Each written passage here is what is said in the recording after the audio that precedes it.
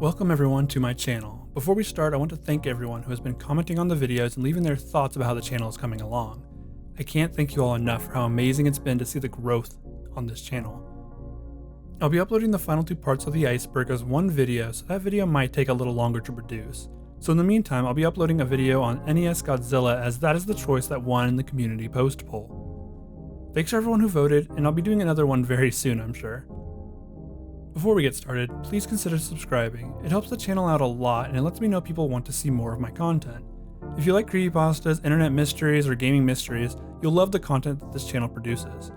Alright, let's get back to the content. This is the Gaming Creepypasta Iceberg Part 3. Enjoy.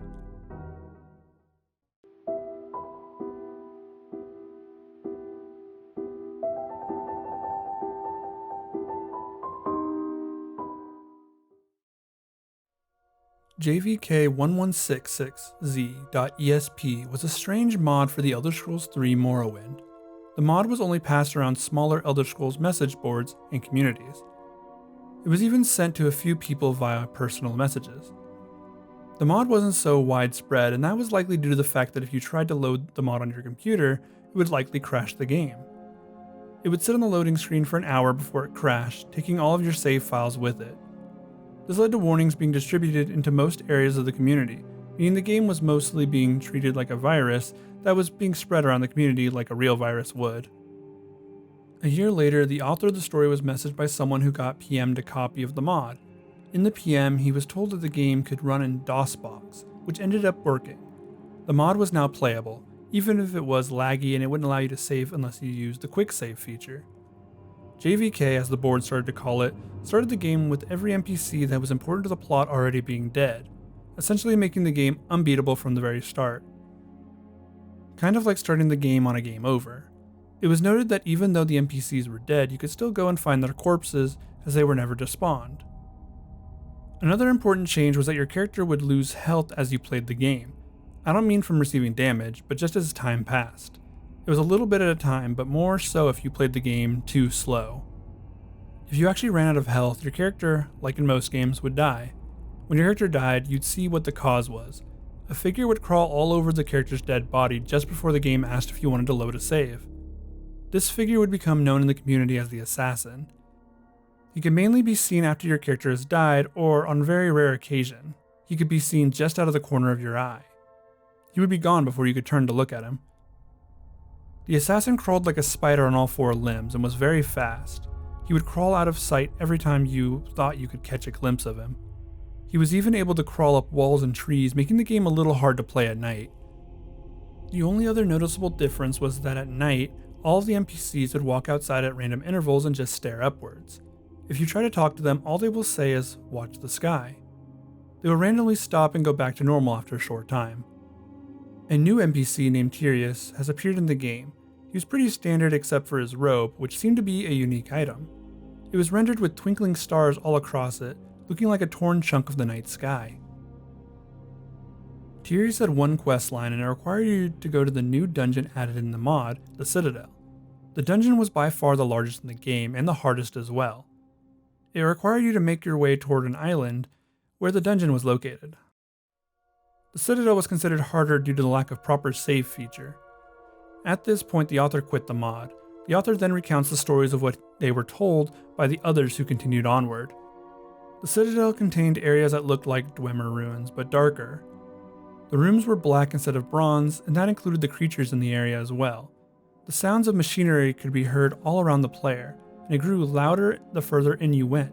There was even a thick fog which limited the player's vision to about 10 in-game feet. If you made it through all of that, you'd end up in an area the community has come to know as the Portrait Room. The Portrait Room was a room that pulled random pictures from your My Pictures folder on your computer. The room was filled with whatever picture files you had, which led to some very interesting situations. At the end of the hallway, past the Portrait Room, was a door. The door was locked, and none of the players could figure out how to get it open. Everyone returned to Tyrius to figure it out, but all he would say was, "Watch the sky." One player, a friend of the author, decided that it had something to do with the night sky. He figured that "Watch the Sky" was in reference to the way the sky now looked like a real sky. His friend had figured out that the sky seemed to correlate to real time that just moved at a faster pace. His friend had to keep the game on though, because if you restarted for any reason, then it would reset the time back to the starting date. The game had to be on, but he couldn't let it sit still for too long or the assassin would kill his character and he'd have to start over again. His friend decided that he needed to keep the game running for 3 in-game years, which was the equivalent to 3 real-life days. After a little bit of time goes by, his friend finds that the assassin has a new method of scaring the player. He now shrieks at them. The first time it happened, his friend wasn't paying attention and it nearly scared the life out of them. He persisted still until he got to day 3 and the assassin shrieked at him again. His friend looked around and saw that all the NPCs were outside now. The only thing they would say was watch the sky. After that, his friend took some time away from the game. When he did get back in contact with the author, he talked about having suffered from sleep deprivation. His friend was once again trying to figure out the mod. His friend woke up from several nightmares. His first nightmare had the assassin looming over him in the real world. When he tried to push him away, his hands melted into him. After that, he woke to his character not being near where he'd left him. Instead, he was talking to an NPC, and he was telling him about how the door would open soon. His friend then awoke for a final time, actually being awake this time. He found his character swimming towards the Citadel Island, but he heard this tapping noise on the window to the left of him, which was strange since his laptop was on the table to the right of him. This was the last message that the author would receive from his friend. He has since considered re-downloading the mod and running through it again.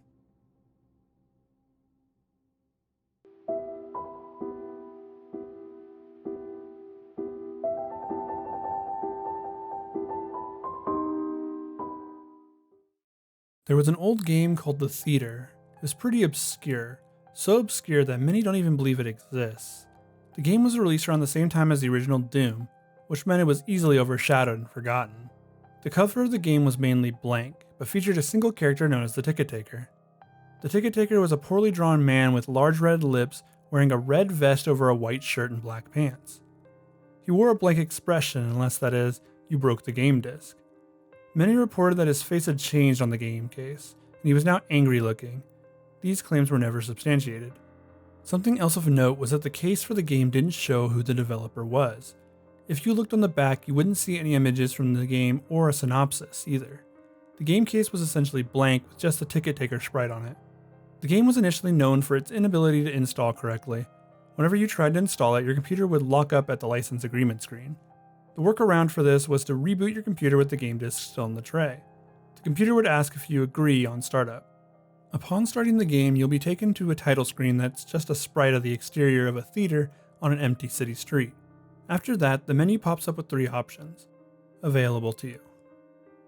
You can start a new game, load game, or click on the options. Clicking on the options crashes the game back to the desktop. The load button does nothing even if you have a saved game already, leaving the only option to just start a new game. Once started, you are immediately playing the game in a first-person view. You are standing in an empty theater lobby. Standing across from you is the Ticket Taker, and past him is a dark hallway, presumably leading to the theaters beyond. On the walls, you can also see some distorted movie posters that are impossible to make out.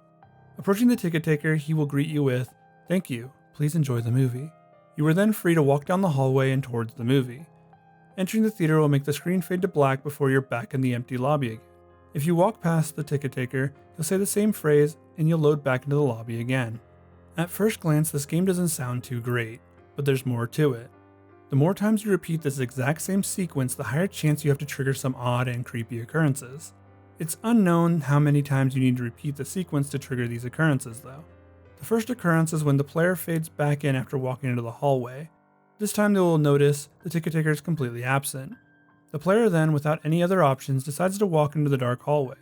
The sound clip and the text box mentioned previously still play in the absence of the Ticket Taker, but when the player walks into the hallway, the screen does not fade out. It goes pitch black as they walk deeper into the hall. But the player's footsteps sound clip is still playing as they continue to push the up button on their keyboard. Those claiming to have played the original game report to have felt extreme levels of discomfort, like something horrible was about to happen to them. Well, eventually, the player is unable to move around. There's nothing for a few moments before a strange sprite that is described as the Ticket Taker but with a swirl for a face appears and stands before the player. The original players of the game say their bodies immediately froze up and their stomachs churned when they saw this sprite, named the Swirly Head Man by the community. Nothing happens as the Swirly Head Man stands before them. Then suddenly a piercing screech plays as the game glitches out.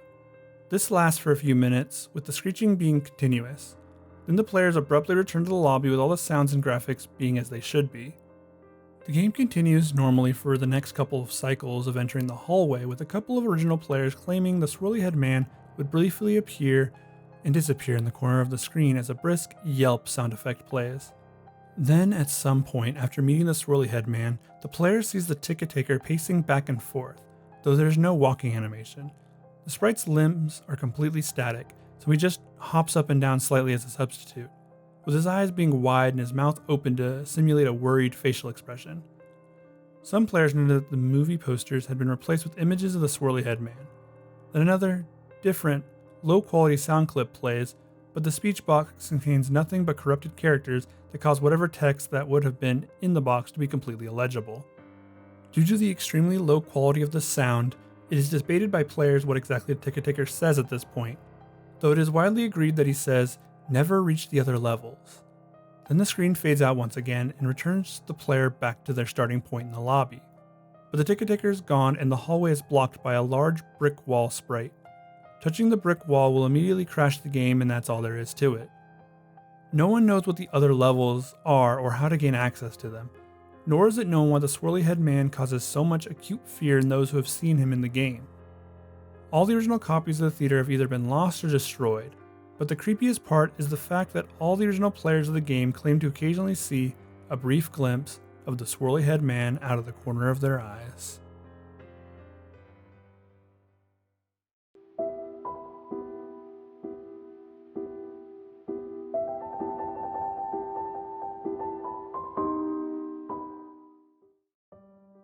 In the 1980s, there existed a character so evil that he was able to kill 2 people after posting high scores on his game. The character in question is named Evil Otto, and he is the most unassuming antagonist in the history of video games. Evil Otto originates from an arcade game called Berserk. In the game, the player is tasked with fighting robots and traveling from room to room and clearing the rooms of those robots. Each room is a set of maze-like blue walls. Touching these walls would kill you as they were electrified. Getting hit by the enemy robots could also kill you. So your job was to avoid the robots and don't touch the walls. If you took too long to clear all the robots from any room, he would appear. A bouncing yellow smiley face starts to make its way straight at the player. That is Evil Otto, and he is the true face of evil. Evil Otto can go through walls, and if he touches the player, he will insta-kill them. In the case of Evil Otto, the character was claimed to have taken the life of 2 people who played his game. The first being a 19-year-old man. The 19-year-old, after posting his high score, suffered from a heart attack moments later and passed away. This was the first time that Evil Otto struck. A year later, an 18-year-old suffered the same fate. After posting 2 separate high scores in the span of 15 minutes, he also died. Evil Otto had struck again. This one has kind of become a video game urban legend, more so than a creepypasta. But the worst part is, it's true.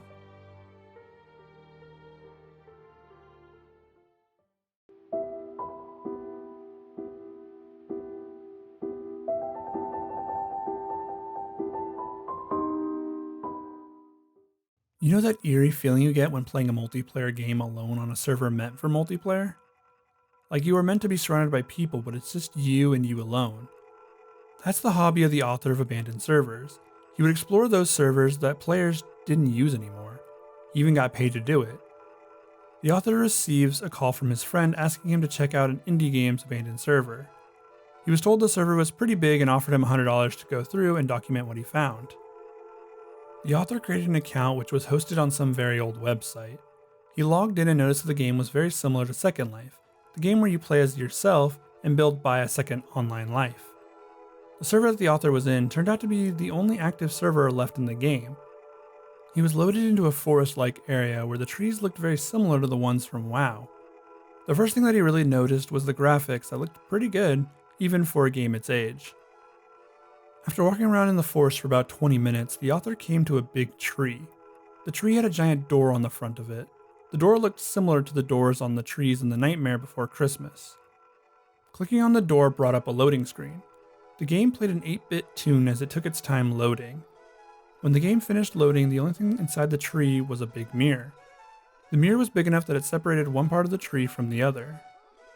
The author's character walks up to the mirror and reaches his hand towards his reflection. After this, the game closes and shoots him back to the desktop. The game was gone from his desktop and all its related folders disappeared too. Confused, the author shoots his friend a message. He asks if he already cut the servers and the only reply he got was no. Later that night, he woke several times from dreams about the tree in the mirror. Every time he's about to touch it, he wakes up. The author decides to get up and browse Steam since he couldn't sleep. After looking through some trailers, he received an invite to play Counter-Strike Source. The name was someone on his friends list, but he didn't recognize it. It just sort of resembled his name. The author loaded into the map and couldn't buy any guns for some reason. Every time he tried, it would freeze for a second and then return to normal. He gave up and just proceeded with his starting gun. The map was empty save for him and the person who invited him. The author ran around the map for a while but never saw the enemy player. He was about ready to quit when he saw the other player out of the corner of his eye. The author chased him under a bridge but couldn't catch him. When he emerged on the other side of the tunnel, he found himself back inside the tree. Someone was reflecting in the mirror. It was him. Not his character in the game, but him at his desk wearing his headphones and everything. The reflection of the author starts to rip into its arm with its nails. The marks began to appear on the author's arm along with the pain. He screamed before shutting the computer off. As the screen faded to black, the doppelganger's face began to rot and distort. 4 days later, the author gathers the strength needed to turn his computer back on. He attempts to open Word, but it shuts down and starts to load Battlefield 3. An old friend has invited him, but he was suspicious. The author joined his group and tried to talk to his friend, but only got static in return. He attempted to shut the computer off, but as he looked back at the monitor, he saw all of the trees in the game now had the same door on them. Frantically jabbing the button with his thumb, he came to realize he couldn't turn it off as he looked back at his monitor. He saw a familiar face looking back at him. It was his doppelganger again. His face was shriveled to where bone was visible, his eyes were sunken in, and he overall looked like death. The author's doppelganger began to jab a piece of wood into himself repeatedly. The wounds started to appear on the author, and he let out a scream as he pulls the plug from the computer. His doppelganger screams as the computer shuts off. The author calls an ambulance as he has some serious injuries. He was rushed to the hospital and overall required stitches for his wounds. As he's healing, he decides to sell his computer. The author's life starts a downhill trend. He loses his job for missing too many days. He can't stop thinking about the doppelganger in the tree. They continue to haunt his dreams. He has spent too many nights without proper sleep and it was driving him insane. The author finally comes up with an idea to rid himself of his nightmare. He buys a cheap Dell computer and sets it up at his home. After 3 days of working, he finally gains access to the same server where his doppelganger resides and sets up a peer-to-peer connection. Once the author was online, he was greeted by a very different page of the game. It had news of him losing his job as well as people being killed, cannibalism, and other heinous acts being shown. The author makes his way through the game, which is now covered in the corpses of people. He must make his way past all of them and get to the tree. It was his only chance to overcome this nightmare. Once inside the tree, he finds a very deformed and menacing looking version of himself. The deformed, bloody creature begins to crawl towards him. The doppelganger breaks through the glass, and just as he was about to reach the author, he pulled out a pocket mirror. His doppelganger lets out a cry as a massive burst sound comes from the game. The author woke up on the floor covered in blood with the mirror laying beside him. It must be over, he thought. The author drove over to a bridge and threw the mirror into the waters below, hoping to finally be rid of the nightmare. He warns that you should be careful when exploring abandoned servers, to be wary of the laughs and cries you may hear, as you may also meet your very own doppelganger.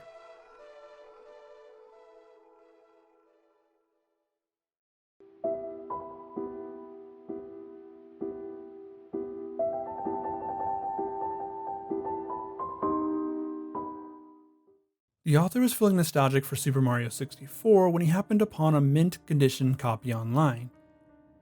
He was watching some gameplay on YouTube when the pop-up showed up on his screen. He was of course weary of a random pop-up, but his nostalgia took over and he bought it. The buying process was also very strange. The message he'd received only asked him to send $10 to an address the seller had listed. Once he'd received that, the author would be sent his game. Once he'd sent off the money, the website seemed to go offline. His game arrived a few days after he'd sent the money. Of course, the offer was too good to be true and it wasn't a mint copy of the game. In fact, the front cover had been entirely removed, and instead a piece of duct tape with Mario was written on it crudely. The game luckily still worked and the author was relieved. He booted it up and got to the opening screen where you could mess with Mario's face. He moved the hand around and started to morph his face in a funny way. Just as he did this, Mario's face began to distort in ways he never thought possible. Random sound effects played and a faint voice speaking Japanese played in the background. The person seemed to be stammering and on the verge of tears. The author restarted the game and skipped directly to starting a new game. After loading in, the game skipped a lot of the intro and just put Mario inside the castle. There was no music, just dead silence. There weren't even any toads around to talk to. The portrait entrance to Bomb Battlefield was just a stark white canvas for some reason. Once the author entered the portrait, the image suddenly went from a blank canvas to the lethal lava land painting. The mission select menu came up, and instead of Big Bomb on the summit, the mission was called Turn Back. Once the author entered the level, it all seemed normal until he saw Luigi. Luigi just stood there until Mario approached him. Luigi took off running at a crazy fast speed. The author chased and picked up coins along the way. As the author picked up the coins, the game seemed to change around him. The colors were more mute with each coin, and everything was just a little darker. As he picked up the 5th coin, all the enemies dropped to the floor, as if they'd all simultaneously died. Mario chased Luigi up to where King Bomb usually stood. At the top was a very out-of-place looking cottage.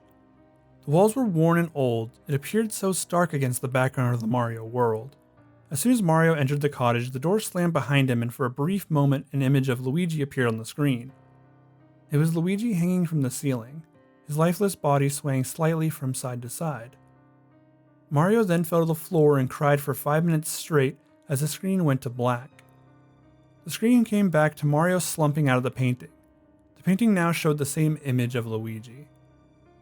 Across the hall from the Luigi painting was something that scared the author a lot more. It was a picture of him and his family, a very recent photo they had taken last weekend. The author tried in vain to turn the console off. He even unplugged it from the wall, but nothing seemed to work. The screen still showed his family, and it seemed his only option was to enter the new level. The author took control of Mario and jumped into the family photo. A mission named Run, Don't Walk came on screen. It was the only mission available to him. The author was plopped on some platforms and had to run from a giant blob that chased Mario. He kept running, always staying just slightly ahead of it. That couldn't last forever, so Mario was eventually absorbed by the blob. The picture ejected Mario and he lost one of his 3 lives. The picture had changed somehow. The author and his family looked like they were starting to decay, like they had all died and been posed as corpses. The author shrugged this off and jumped back in. Again, Mario died and he was sent back out of the picture. The picture had gotten worse. Everyone was looking like they'd been dead for a longer time now. One last time, the author thought as he jumped back into the picture. This time Mario was on a lonely island surrounded by nothing but water. A sign told him to dive and he jumped into the water and began to dive down. The waters were empty as he made his way down. It was quiet until out of nowhere Mario was eaten by the giant eel from the game. And just like that, he was out of extra lives. The game showed a grotesque picture of the family in the last photo that the author had taken. He was so disgusted, but glad that he could actually shut the system down. When he tried to reload the game, all he got was the same picture and no option to do anything else. The author decided to open the only other file in the game. The grotesque picture came up again, but only it looked a little different. They were posed differently, and that was when he realized that it was a different family.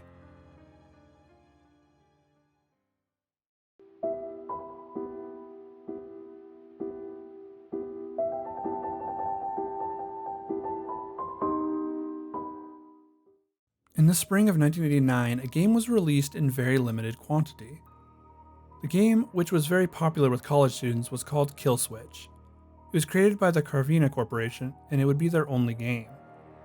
Killswitch was a precursor to Silent Hill and Myst in many ways. The game's graphics were very dark, using mostly gray and white shapes against a black background. The background music used was slow MIDI versions of Czech folk songs. The game lets you play as 2 different characters. Gast, an invisible demon character who could breathe fire and had a coal stream attack.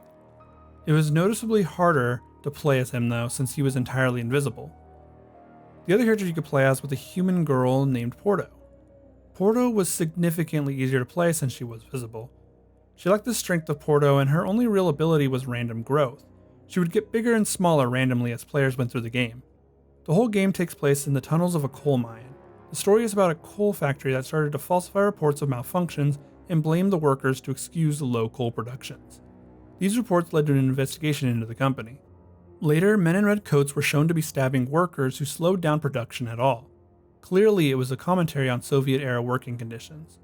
Demonic creatures would rise up and take control of the old mining equipment in order to get revenge for the workers. The story requires Porto to travel around these dark tunnels and evade the machines, as well as the remnants of the red-coated men, which led to a lot of confusion about how to actually complete the game, as many of the puzzles were incredibly complex. Upon Porto reaching the final tunnel that led to the surface, she would make it out and the screen would just turn white. The game was completed, and as soon as it deleted itself from your computer. The game ceased to exist after that. You could not replay it at all, and it was meant to only be experienced once. A Japanese man bought the game in 2005 for over $500,000. The game was still shrink-wrapped. It was his intention to play the game for everyone and record his findings. However, he only ever uploaded one video of him playing it. It was a 1 minute and 45-second clip of him crying with the character selection screen visible over his right shoulder.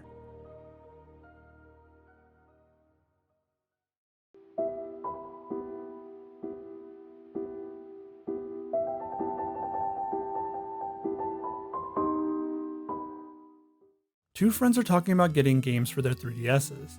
The author asks his friend Owen if he picked up the new Smash game yet, and he replies no, that he got Tamagotchi Life instead. He was a little upset with Owen, as he wanted them to play games together, but got over it as he saw how fun the game looked and figured Smash would still be a fun game by himself. Later, Owen was telling the author about how the game lets you make funny songs sung by the characters on the island. They let you change the lyrics and they can be whatever you want them to be. Owen was worried about one thing though.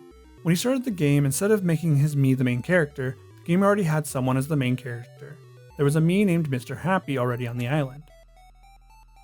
Mr. Happy had his own song, one that Owen didn't make for him either. It was a morbid song about how everyone should die happy. The lyrics made them both laugh, even if it was a bit uncomfortable. A few days later, the author got a phone call from Jenny, Owen's wife. She was crying into the phone and he wasn't sure what was wrong. She told him how Owen had jumped off a bridge near their house. The author was shocked. His best friend was dead. Not only that, but he was at the best time of his life. He had beaten the drugs, the alcohol addiction, and came out a stronger person. To hear that, even in the happiest moments of his life, that he was now gone, it broke him. A strange email appeared in the author's inbox. It was from Owen, but that wouldn't be possible. The email included a video file. Playing it, he saw Mr. Happy dancing and singing his song, the one that Owen had told him about. The lyrics, which were funny when they first heard them together, now took on a creepy undertone. It made his whole body freeze up. The song trudged up all of the memories of Owen.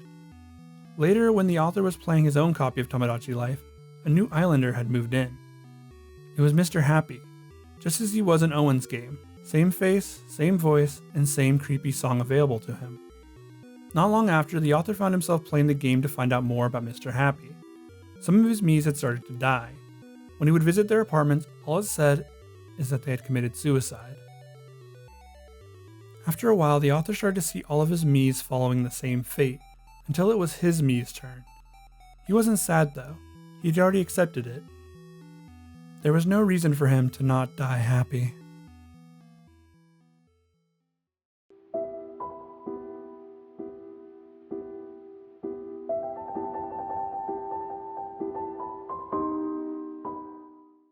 Buried Alive, often referred to as its code, the Buryman script, was to be found in the final story of the Pokemon Tower, in what was now replaced with the Marowak Ghost. According to the scripts assigned to it, the Buried Alive model was intended to be the boss of the tower. Once reaching the top floor, the following conversations would have taken place. From Buried Alive: "You're here. I'm trapped, and I'm lonely. So very lonely. Won't you join me?" After this, the battle would have been initiated. Once in battle view, the Buried Alive model appears to be a decaying human corpse attempting to crawl out of the ground.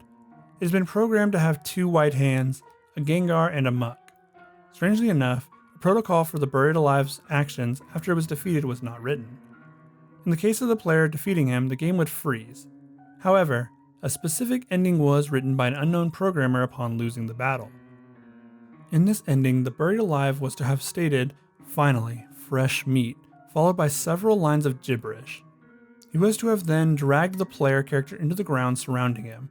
The scene would finish with a typical game over screen.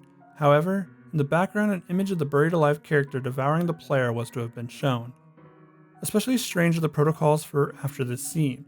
The cartridge was to download this image to the small internal memory contained in the Game Boy, overriding the title screen that normally accompanied a Game Boy turning it on.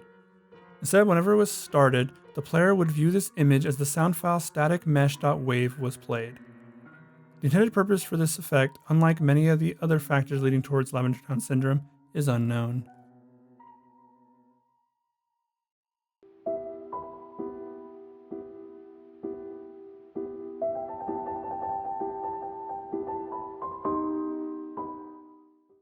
Attract Mode tells the story of a kid whose friend named Nicholas goes missing while they're at the arcade. They were both playing a game called Skull and Crossbow. The game was very alluring to the author, as it was very loud with pulsating bass. The author starts the game and finds that he's actually kind of good at it. The game was essentially just like Centipede, another arcade game that he was already familiar with, though it was much darker in nature. The author was getting very into the game, and he was slowly beating the final boss. Just as this happened, Nicholas came up and pushed him out of the way so he could play the game too. He essentially stole the finale of the game from the author. Nicholas ended up losing and started reaching behind the machine to unplug it. His logic was that if you unplug the arcade, you can claim a free game from the arcade owners. The author didn't love the plan but was on board since he really wanted to finish the game. As the boys tried to jostle the machine away from the wall, they were shocked to find that the game had no back. It was just a black void that Nicholas started to fall into.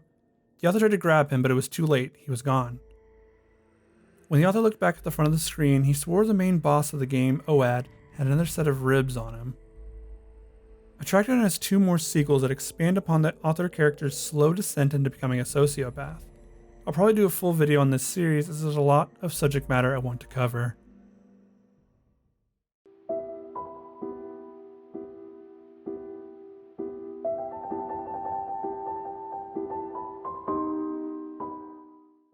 Nintendo had a drought in Super Mario platform games. From the years of 1997 to 2005, there wasn't a single new Super Mario platformer released. The sales of the N64 and GameCube were both far behind Sony's PlayStation and its gritty, dark, and realistic games. Nintendo thought that this is where the medium was headed.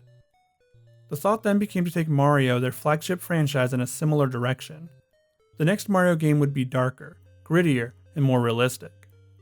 Of course, internal strife in the company with how far to take the concept was a problem early on. The game was available as a demo on the Wii Homebrew channel, but was later removed. The author recounts his time playing the game.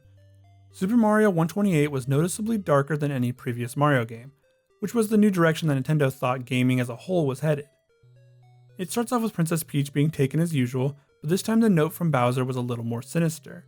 He threatened to kill Peach if Mario were to pursue them, and that his death would follow. The game was very unfinished. There were no enemies, just platforms that Mario could jump on.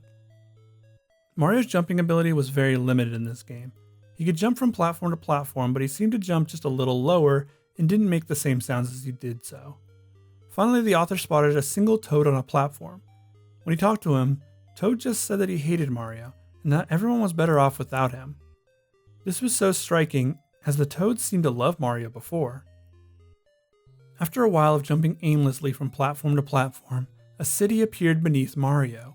It looked like an actual city with actual people in it, not something seen in a Mario game before.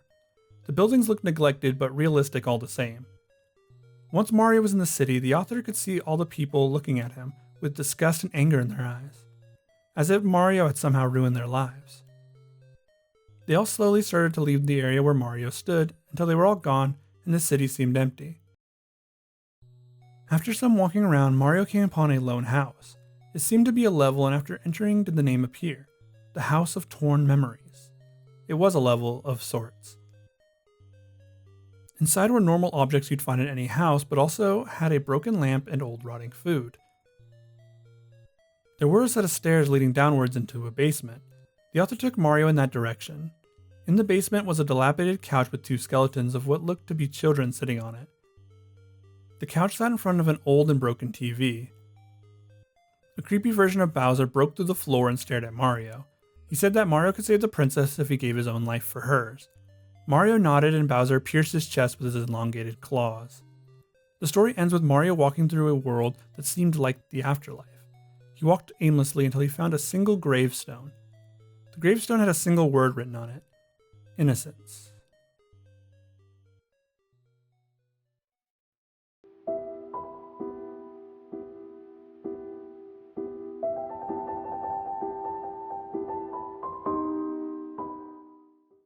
Little Lamplight is an alternate story of how the Wanderer, the main character in Fallout 3, was able to access the vault in Little Lamplight.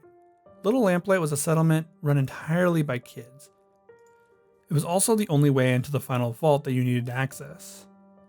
After being turned away by the kids of Little Lamplight, the Wanderer would work with a group of slavers to overrun the settlement and sell the kids into slavery. The creepypasta recounts the story from the perspective of the leader of the settlement, as he tries in vain to stop everything from happening. He is powerless in the end, and they are all taken and sold off one by one. Eventually the story ends with the Wanderer making his way into the vault that previously he wasn't allowed entry.